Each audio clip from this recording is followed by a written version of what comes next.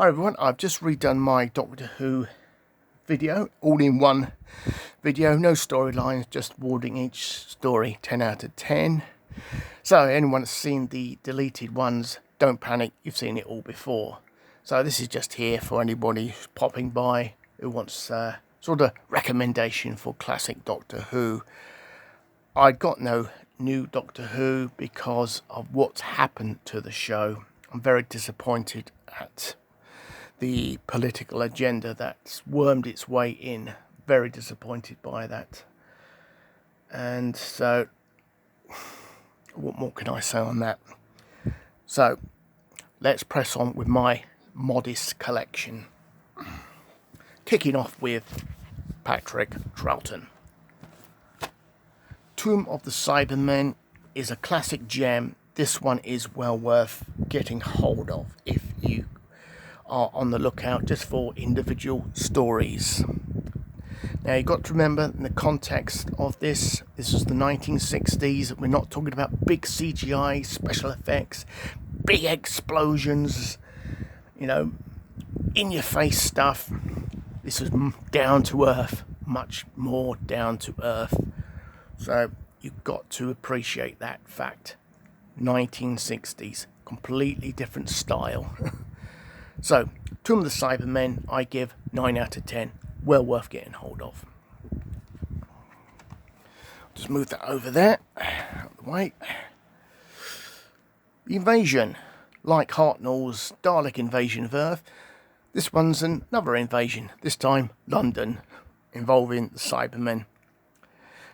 Now, there's 2 animated episodes here on this.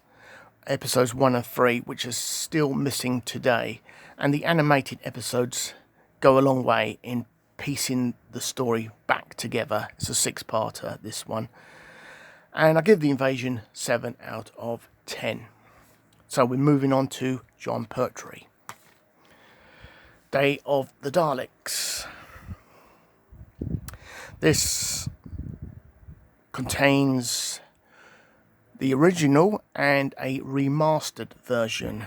Now, the remastered is like hit and miss. The Dalek voice is great, much better, much better. Some of the other things that added in were good, but unfortunately, there are some effects that were not so good. So, Day of the Daleks, original version, 7 out of 10. Remastered version, 7 out of 10. Now we come to the Three Doctors.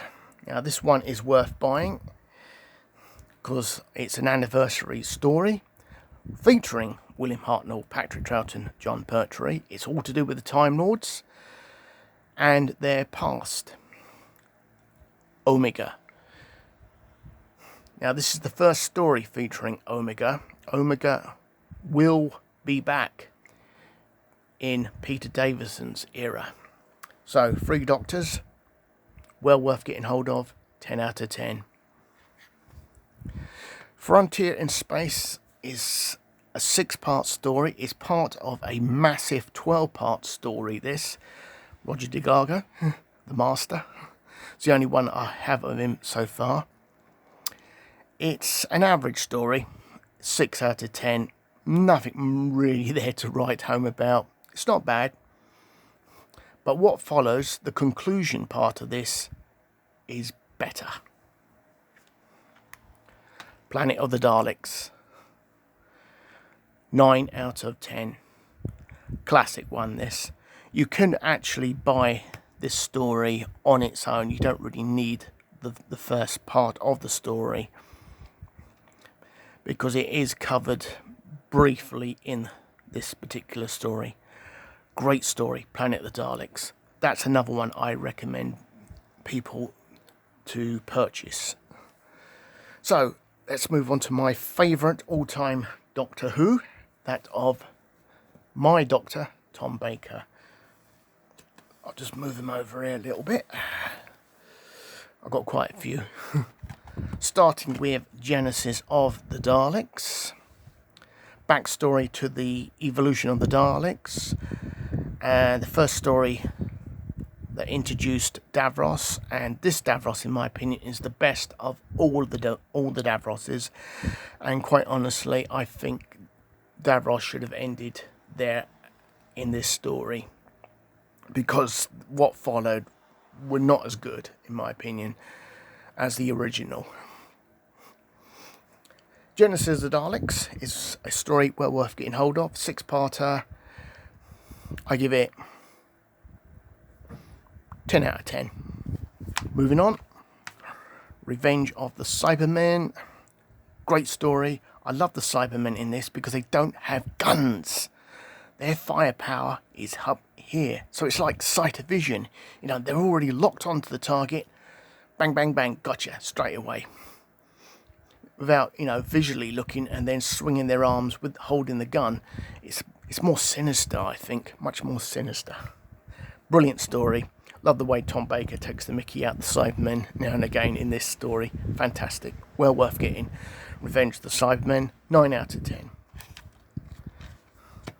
Planet of Evil. 8 out of 10. And it's a tribute to the film Forbidden Planet. You may notice. Okay. Moving on to my second favourite Tom Baker story of all time. Pyramids of Mars. Fantastic story. 10 out of 10. The Doctor has to do battle with Sutekh. Marvellous story. Absolutely marvellous. And the stately home, historical stately home, where it was filmed, was originally the home of Mick Jagger. Okay, let's move on to the Halloween story. Brain of Morbius.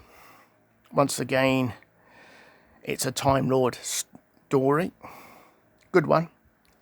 I'll give it 8 out of 10. Now we come to my all-time classic, and I'll just move them out of the way. This is my all-time number 1 Doctor Who Tom Baker story. The Deadly Assassin. Absolutely fantastic. 10 out of 10. Another Time Lord story set on Gallifrey. Brilliant story. Brilliant. Well worth getting hold of. Oh, if I forgot to mention, Genesis of the Daleks and Revenge of the Cybermen, Pyramids of Mars, Deadly Assassin, all worth getting hold of. The Robots of Death, 8 out of 10. Another good one. It's worth getting hold of. Definitely. My third favourite Doctor Who story, The Talons of Weng-Chiang. I give 9 out of 10. Also worth getting hold of. The Horror of Fang Rock, 8 out of 10. Claustrophobic story, this one. And it's great. It's just absolutely great. Okay, let's press on. Destiny of the Daleks, I give 7 out of 10. It's not a bad story. City of Death, 8 out of 10. Quirky story, lots of humour in this one. Well worth getting hold of. If you're a Space 1999 fan, you will notice Catherine Shell. And, what's the actor's name? I forgot the name of the actor. He was in Space 99 Year 1 story, Alpha Child. Oh, please forgive me, I forgot his name. Hang on, there he is. Just wait till that focus is in. Focus. There he is. I forgot the actor's name. There's Catherine Shell. Oh, no, I still can't remember it. I do apologise. City of Death, 8 out of 10. Now we come to the E-Space trilogy. Full Circle, 6 out of 10. Not bad. State of Decay, 7 out of 10. Vampires, good story. Warrior's Gate, 8 out of 10. Weird story. Love it. Weird. The Keeper of Traken. 7 out of 10. Good story. And finally, Tom Baker's final story, Logopolis. And I give that 10 out of 10.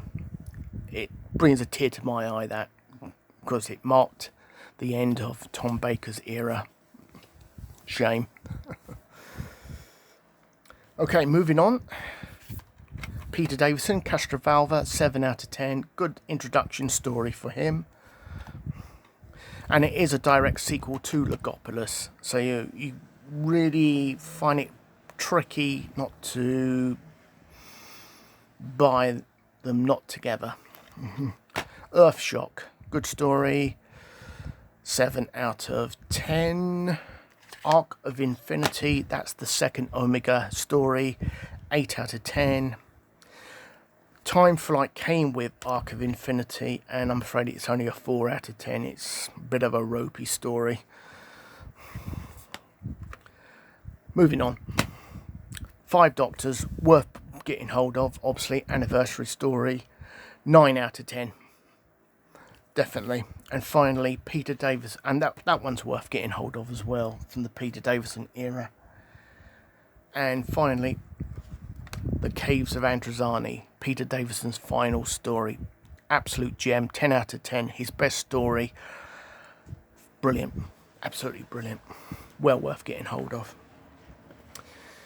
So we're nearly there, folks. Colin Baker, Attack of the Cybermen.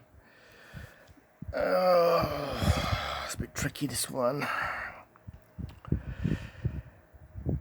7 out of 10. It is actually a follow-up to Patrick Troughton's Tomb of the Cybermen. This is actually the sequel to it. 7 out of 10, as I say, for that one.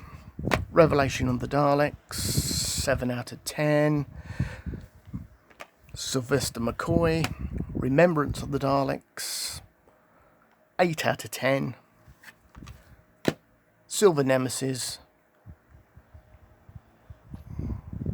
7 out of 10. And finally, Paul McGann, the Doctor Who movie.